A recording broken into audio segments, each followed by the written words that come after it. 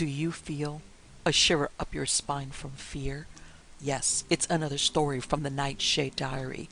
You know what that means. Check under the bed and make sure no one or nothing is there. Is the closet door securely shut? Then leave your disbelief behind. Amp up your imagination and hang on tight for another ride into terror and mystery. And like all good horror stories, just imagine it's a dark and stormy night. And remember, screaming like a little girl is permitted.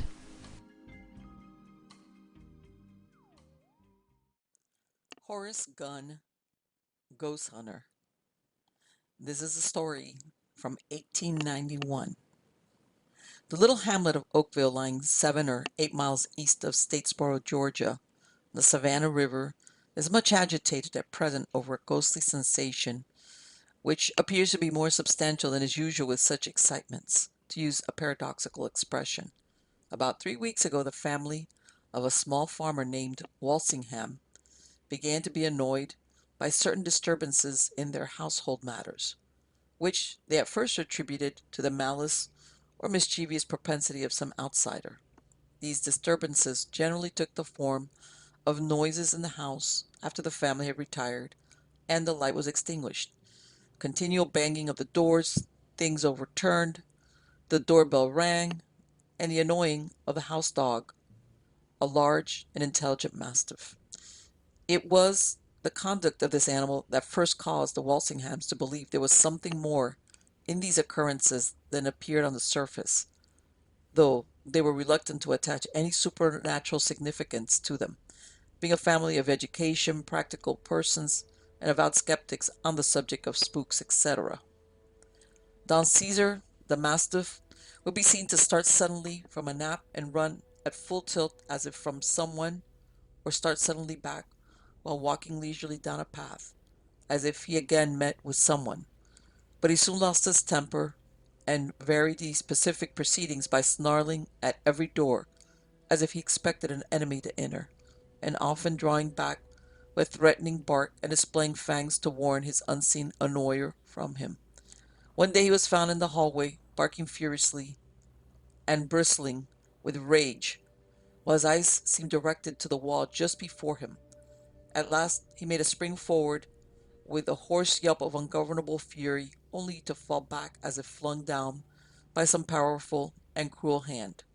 Upon examination it was found that his neck had been broken. The house cat, on the contrary, seemed rather to enjoy the favor of the ghost, and would often enter a door as if escorting some visitor and whose hand was stroking her back. She would also climb upon a chair, rubbing herself and purring, as if well pleased at the presence of someone in the seat. She and Don Caesar invariably manifested this eccentric conduct at the same time, as though the mysterious being was visible to both of them. This kept up until no doubt could be entertained that the animal saw something of a supernatural character, which was also making itself very disagreeable to the Walsinghams. It did not long content itself with petty annoyances, but finally took to rousing the family at all hours of the night by making such a row as to render any rest impossible. This noise, which consisted of shouts, groans, hideous laughter, and a peculiar, most distressing wail, would sometimes proceed apparently from under the house, sometimes from the ceiling, and at other times in the very room in which the family was seated. One night Miss Amelia Walsingham, a young daughter, was engaged at her toilet when she felt a hand laid softly on her shoulder. Thinking it was her mother or sister, she glanced in the glass before her, only to be thunderstruck at seeing the mirror reflect no form but her own, though she could plainly see a man's broad hand lying on her arm. She brought the family to her by her screams, but when they reached her all signs of the mysterious hand was gone. On another occasion the girl was startled by beholding the knob of her door turn softly. The door opened and then closed, as if someone had entered and shut it behind them. She strained her eyes, trying to make out some form or the cause of the phenomena, but nothing appeared. She vacated the room, however, feeling sure nothing was in it with her. Mr. Walsingham himself saw footsteps form beside his own while walking through the garden after a light rain. The marks were those of a man's naked feet, and fell beside his own as if the person walked at his side. After some minutes the steps left him, and he led towards the house where Don Caesar was lying on the front piazza. The dog sprang up, barking furiously, but retreated as the steps approached him. Matters grew so serious that the Walsinghams became frightened and talked of leaving the house, when an event took place that confirmed them in this determination. The family was seated at the supper table with several guests who were spending the evening, when a loud groan was heard in the room directly overhead. This was, however, nothing unusual, and very little notice was taken of it until one of the visitors pointed out a stain of what looked like blood on the white tablecloth, and it was seen that some liquid was slowly dripping on the table from the ceiling overhead. This liquid was so much like fresh shed blood as to horrify those who were watching it slowly dripping. Mr. Walsingham, with several of his guests, ran hastily upstairs and into the room directly over the one into which the blood was dripping. A carpet covered the floor, and nothing appeared to explain the source of the ghastly rain, but anxious to satisfy themselves thoroughly, the carpet was immediately ripped up, and the boarding found to be perfectly dry, and even covered with a thin layer of dust. And all the while the floor was being examined, the persons below could swear the blood never ceased to drip. A stain the size of a dinner plate was formed before the drop ceased to fall. This stain was examined next day under the microscope, and was pronounced by competent chemists to be human blood. The Walsinghams left the house the next day, and since then the place has been apparently given over to spooks and evil spirits, which make the night hideous with a noise of revel, shouts, and furious yells. Hundreds from all over the county and adjacent have visited the place, but few have the courage to pass a night in the haunted house. One daring spirit, Horace Gunn of Savannah, however, accepted a wager that he could spend 24 hours in it, and did so, though he declares that there's not enough money in the county to make him pass another night there. He was found the morning after by his friends with whom he made the wager in an insensible condition, and was with difficulty brought out of his swoon.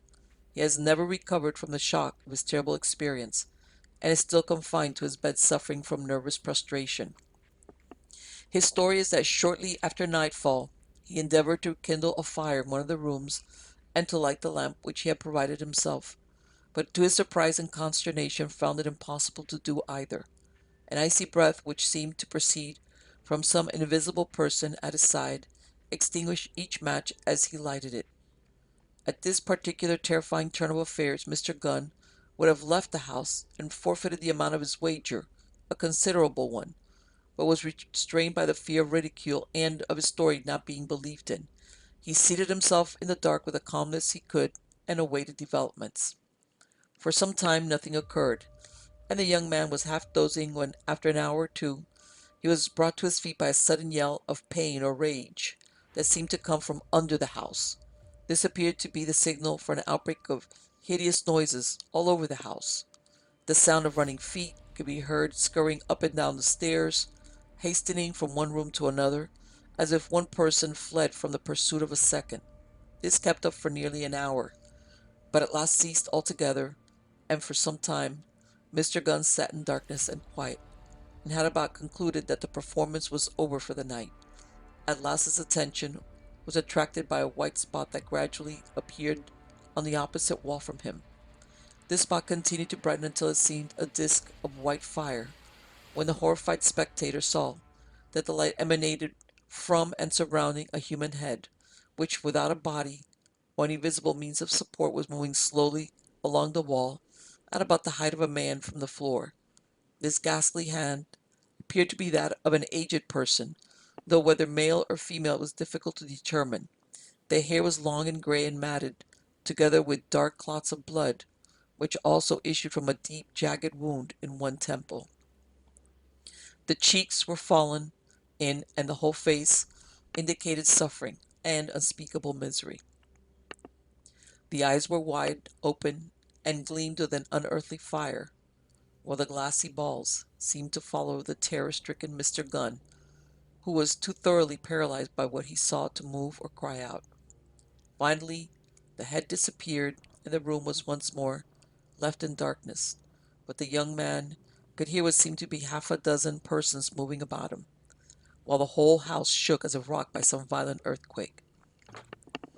The groaning and wailing that broke forth from every direction was something terrific, and an unearthly rattle and banging as of china and tin pans being flung to the floor from the upper story added to the deafening noise. Gunn at last roused himself sufficiently to attempt to leave the haunted house.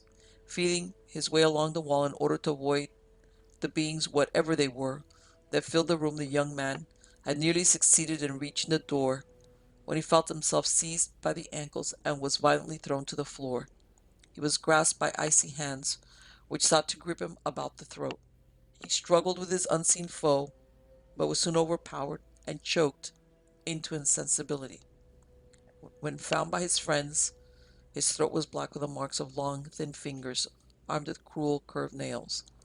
The only explanation that can be found for these mysterious manifestations is that about 3 months ago, a number of bones were discovered on the Walsingham place, which some declared even then to be those of a human being. Mr. Walsingham pronounced them, however, to be animals, and they were hastily thrown into an adjacent lime kiln. It is supposed to be the outraged spirit of the person to whom they had belonged in life that is now creating such consternation. Exorcism at St. Donat's Castle. The following story was sent to Lord Halifax by Mr. Charles G. Sterling. During 1917, Mr. Sterling, while staying in Scotland, met a Mr. X, a well-known faith healer, whose real name is divulged in the letter but is better withheld from publication. He is an unassuming man of much piety and obvious sincerity, Mr. Sterling wrote. He told me astounding tales of his experiences in exorcising haunted houses in various parts of the country. The enclosed is a literal version of what occurred at St. Donat's Castle. You may rely on its being an unembroidered and precise account, as I had from Mr. X's lips. St. Donat's Castle is a picturesque building on the coast, rather over 2 miles west of Llantwit Major. The present hall dates from the 16th century and provided a sanctuary for Archbishop Usher after the ruin of the royalist cause at Naseby in 1645. He was invited to take refuge there by the Dowager Lady Stradling of the day, and the little chamber in which he lived for upward of a year may still be seen. For some time the inhabitants of St. Donat's Castle have been greatly alarmed by a variety of ghostly phenomena, which appeared by day as well as by night. The materialization which occurred scared not only the servants and the children of the house, but also the owner and his wife. The situation at length became so intolerable that the owner, a retired naval officer, decided to let or sell the place, which accordingly was advertised in Country Life. At this juncture, however, he happened to hear of the fame of Mr. X as an exorcist. Mr. X is a remarkable man, born in one of the dominions, who at the age of 14 discovered that he possessed extraordinary powers of healing. His record of cases is amazing. He devotes his life to healing the sick and to casting out evil spirits from individuals and from haunted houses. Informed of Mr. X's gifts, the owner of St. Donat's wrote to him and invited him to pay a visit to the castle and investigate the phenomena which were giving such trouble. Mr. X consented and in due course arrived. He found that the principal manifestations were as followed. 1. A panther was repeatedly seen by the household in the corridors. 2. A bright light appeared nightly in one of the bedrooms, having the semblance of a large glaring eye. 3. A hag of horrible appearance was seen in the armory. 4. The piano, even when closed, was played by invisible hands. Having received this account of the manifestations, Mr. X retired to the bedroom in which the light had been reported, to pray and grapple with the powers of darkness. He requested the owner of the house to sit meanwhile in the hall, with the front door wide open, while the process of exorcism went on. After a while, as though to mark Mr. X's triumph over the evil forces of the place, a great gust of wind, suddenly blew out from the room where he was praying, swept down the main staircase, and all but carried the owner of the castle into the garden. From that day and hour the ghostly disturbances completely ceased. All was peaceful in the castle, which is no longer to be let or sold. What the gardener saw. This story was sent to Lord Halifax by Mrs. J. Rawlinson Ford of Yealand Conyers, Carnforth, Cumberland. She added in a postscript, "Of course, I could give the name of the lady and the house, but I am not sure that I may. The present occupiers may not know about the ghost." The letter was written in February 1914. A curious instance of an appearance just before or at the moment of death took place some years ago at a place about 30 miles or so from here, Carnforth. One day the gardener at this place was at work in the garden when he happened, for some reason, to turn round. To his great surprise he saw his mistress coming towards him, apparently in distress and wanting his help. His astonishment was the greater as at the time she was very ill, and he believed her to be in bed. As he hurried towards her, she unaccountably disappeared, and when in bewilderment he went on to the house and made inquiries, he was told that she had just died in her room upstairs. There was a sequel, which may be held to explain the apparition. Years afterwards, the lady's maid, on her deathbed, confessed that she had murdered her mistress. Having discovered that the lady had left her some money in her will, she had given her poison. Thereafter the lady was supposed to haunt the house. I stayed there more than once and always felt, as people say, eerie on the staircase and landing, but not when I was in my room. On the death of my host, his wife and child left the house and it went out of the family. Not very long ago, I was speaking to my former hostess about ghosts and asked, which was the actual room at the hall where the lady was murdered. She replied that it was the one in which I had slept. Since I never had any uncanny feeling while in it, I suppose that my discomfort on the landing and staircase must have been caused by the old pictures and furniture and the dark corners, and that the ghost of the murdered woman had nothing to do with it. 3 in a Bed. 3 in a Bed was evidently an old favorite with Lord Halifax. In the early days of his marriage, when he lived at the Moulton, Devonshire, he used to tell the story to his visitors with great effect. Towards the end of his life he must have found that he could not recall the details, as he seems to have written to one of the visitors of those early days and asked her to refresh his memory. And complying with his request, she reminded him how you used to make us shudder when you related the story. What particularly haunted me was the fear afterwards of touching something cold. A certain dissenting minister and his wife took a large house near a town in one of the eastern counties. After they had been there a little while, were disquieted to observe that although they were not using the upper floor of the house, often when they came home at night after evening service, they used to see lights in the upper windows. One day an old friend came to stay with them for a few days, and since there was no other accommodation for him in the house, they put him to sleep in one of the rooms on the top floor at the end of a passage. On the morning after the first night of his stay, the visitor came down to breakfast looking very pale and harassed. He found, he told his host, that he had to leave at once, and although they pressed him to remain, nothing would shake his determination to depart without delay, nor although they questioned him, would he give any explanation of his sudden change of plan. A little later on, a young couple arrived as guests. They were given the same room as the previous visitor had had. When they retired to bed, there was a bright fire burning, and there was nothing to disquiet them. They settled themselves for the night and soon fell asleep. Presently the man awoke with a start and a strong feeling that he was lying between two people. So certain was he of this that he dared not put out his hand on the opposite side to that on which his wife was lying. Instead, very cautiously, he roused his wife and persuaded her to get out of the bed on the far side. He followed her, and then looking back, they both distinctly saw by the light of the fire the bedclothes heaped up, as if it were, round the human form which lay in the bed. As they stared, they heard footsteps coming slowly and softly down the passage outside. They reached the door and stopped. After a moment's pause, the brass handle turned and the door, which had been locked, swung gently open.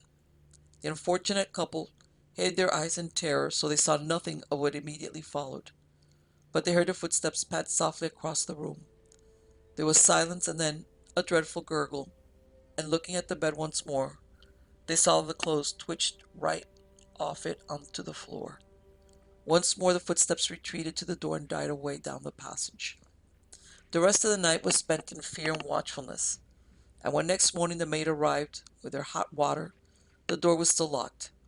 Coming down to breakfast in great agitation, they told their experience to their host, who rode off at once to his previous visitor. In his reply, the latter admitted that he had had a precisely similar experience. No explanation of any kind was forthcoming, and needless to say, the house was given up. The Simla Bungalow.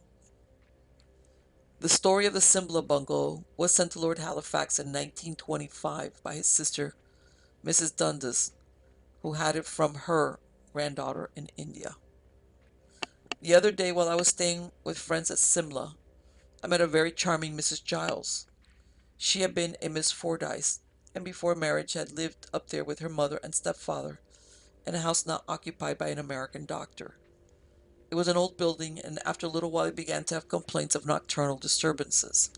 Two of their guests, a man and a girl, reported that the most extraordinary noises had prevented them from sleeping, and although Miss Fordyce assured them that they must have heard were rats scampering about, they were quite unconvinced by the explanation and continued to be very upset.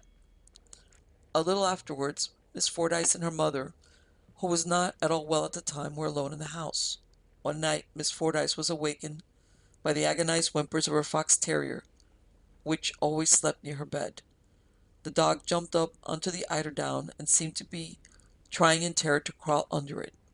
Miss Fordyce always kept a light burning, and she sat up in bed at once and looked round to see what could have frightened her dog.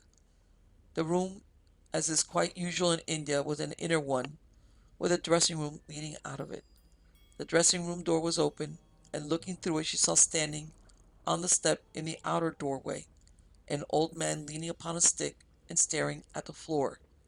As she looked, he vanished. Curiously enough, in spite of this alarm, she was able to lie down quite calmly and go to sleep again. Next day, however, thinking over her adventure, she felt very frightened. Owing to her mother's illness, she did not like to tell her what she had seen, and felt obliged to continue sleeping in the room. But the fox terrier would never enter it alone again, and if it happened to get shut in there, would howl terribly until released. Long afterwards, when she was at a luncheon party, Miss Fordyce found herself sitting next to a young man who told her that his parents had once lived in that identical house and that it was haunted. He was also able to explain the haunting. An old man, he said, had once lived in the house with a young wife, and one night, in a fit of jealousy, he had murdered her. Many people had heard noises. Some had even seen the ghost of the young wife running along the covered veranda, crying, but as far as is known, Miss Fordyce is the only person who ever saw the old man. The Cardinal at Waverley Abbey. Waverley Abbey is close to the River Wey, about 3 miles from Farnham. Founded in 1128, it was the first Cistercian establishment in England, though little of the original building now remains. The cardinal of the story may have been Peter de Rupibus, the famous bishop of Winchester, of whom it is recorded that his heart and bowels were buried in the Abbey church, while the rest of his body lies in Winchester Cathedral. What was supposed to be his heart was discovered in 1731 within 2 leaden dishes soldered together. His subsequent fate is unknown. The following story was sent to Lord Halifax in 1925 by Mrs. Anderson, the owner of Waverley Abbey. Mrs. Dundas left us this morning. She had been staying with us for the last week and made me promise to write you the following little story of what occurred here during the war when our house was turned into a hospital for wounded men. We had beds here for 250 wounded. The Bishop of Winchester, Dr. Talbot, was our chaplain. A Father Robo looked after the Roman Catholics, and a dissenting minister from Farnham attended to the nonconformists. I always made a point of sending the Roman Catholics into the church at Farnham for Mass, but the little room that used to be my sitting room was also turned into a chapel for the use of those who were unable to make the journey. Father Robo would come here as often as he liked. He always had lunch with us in the staff room, and we became great friends. One Easter, he told me that he wanted to have High Mass in my little sitting room. This had never previously been allowed in a house belonging to Church of England people, but he had obtained permission for the service from the Pope and recognition of what we had done for the Roman Catholic wounded. It had always been supposed that the abbey was haunted by the ghost of a cardinal, who some declared they had seen walking about the place. He was one of those who had been buried in the old Cistercian building and should have been prayed for in perpetuity. He frequently appeared in the large drawing room where we had 18 beds for the wounded. They and the nurses continually saw him, and this happened when they were all together, so that the apparition could not be explained away as proceeding from the imagination of a single person. The general belief was that the abbey was under a curse, as having been the property of the church and stolen from her. The priest had invited me to be at Mass that Easter morning, and consequently I heard the address which he gave to the men after it was over. He told them that he had the message from the Pope through the Archbishop of Westminster, Cardinal Bourne. His Holiness had sent word that in appreciation for what we had done for his flock, he had removed the curse from Waverley Abbey, that we were to pray for the Cardinal, which thereupon we did, after which his soul could rest in peace. This happened 7 or 8 years ago, and since that day the Cardinal has not been seen again. I was in Rome last April. The present Pope knows all about the story and graciously sent for me to have an audience with him, which I much appreciated. Ghostly Guardians. Someone by his side. Mrs. Ford of Carnforth had this story from her mother-in-law. One stormy night, a man known to be of great help to those who were distressed in body or mind was startled by a loud ring at his bell. Going to the door, he found a messenger from an invalid living some miles off who was in grave trouble, and begged for this man to go and see him. I have forgotten the invalid's name, and am not sure whether or not he was a relation. The man dismissed the messenger, saying he would go as soon as he could. As he was starting off, he hesitated, and even thought of giving up the journey. It was a terrible night, and the storm had increased to such a pitch that there was a risk of his lantern light being blown out. However, he went. With the intense darkness and the wind and rain, he had some difficulty in walking along, but presently he had a curious feeling, as if someone by his side. He could neither see nor hear anyone, but the sensation that he had a companion was extremely strong, and continued until he arrived at his destination, where he stayed for some time. On his way home the storm was as bad as ever, but he again had the feeling of being accompanied. Yet mysterious and unaccountable as it was, he was not in the least afraid. Many years afterwards, he had a request one day to visit a prison where a man was condemned to be hanged. He was not surprised at receiving such a message, as he was often called at that particular prison to bring comfort and help to its inmates. He found the man who had sent for him, and the prisoner said that he did not wish to die with any crime unconfessed, whether or not it had been actually carried out. "Do you remember," he asked, "walking along a dark lonely road in a storm several years ago?" The visitor replied that he did. "I knew you had been sent for to a dying person," the prisoner went on, "and that you always wore a valuable watch and might have money on you. I lurked under a hedge prepared to attack and rob you, but as you walked along, someone else was walking with you, so I waited for your return. But when you came back, the person was still there, walking by your side, and I dare not attack two people." Bishop King's escape. The story of the escape of Edward King, Bishop of Lincoln, was sent to the present Lord Halifax by Miss A. E. Nash. It is so similar to the preceding tale that very possibly it refers to the same incident. The bishop told his story at tea one day to Canon Perry, his daughters, and Miss Nash's sister. I do not know if you have ever heard of our dear Bishop King of Lincoln's experience. He told it to Canon Perry when my sister was staying with him and the bishop came to tea, as at that time he often did, in order to consult with him on canon law, when those creatures were prosecuting him. When the bishop was a young man, he was curate in a village. One wet, cold night, he had come home very tired and had just got his boots off when his landlady came in and said that a farmer living 3 miles off across the fields had met with a serious accident and wanted King to come at once. She did not know the messenger and he refused to come in because he was so wet. King put his boots on again and started off, but it was very dark and he missed the man who had brought the message. When he reached the house to which he had been summoned, the door was opened to his knock by the farmer himself, hale, hearty, and much surprised to see his visitor. No message had been sent, and greatly mystified, King went home. The man who had summoned him had gone, and the matter remained unexplained. Some years afterward, in another county, King was ministering to a dying man in a hospital, and the man said, "Don't you remember me, sir?" The bishop could not recall him until he gave his name, which was that of a very bad character who had lived years ago in that village where King was curate. The man went on, "It was lucky for you that you brought a friend with you that night when you thought you had a call to the farm. I meant to murder you, only I couldn't, as there were two of you." The bishop had seen and heard nothing, but the man was certain that he had been accompanied by a second great-coated figure walking beside him. A similar occurrence was told me by a young priest who was working in a mining district in Canada. He had to go a long ride through thickly wooded country. He did not relish the job, as there were plenty of undesirable characters about, but duty called, and he went, returning in perfect safety. Some little while afterwards, he was called to see a dying man in hospital, who told him that he and a pal had been so furious with him for his interference with their doings that they determined to kill him. Knowing of his journey, they had lain in wait with him in the loneliest part of the way, but to their great annoyance, two other men were riding, one on each side of their proposed victim, so that they could not get a shot at him.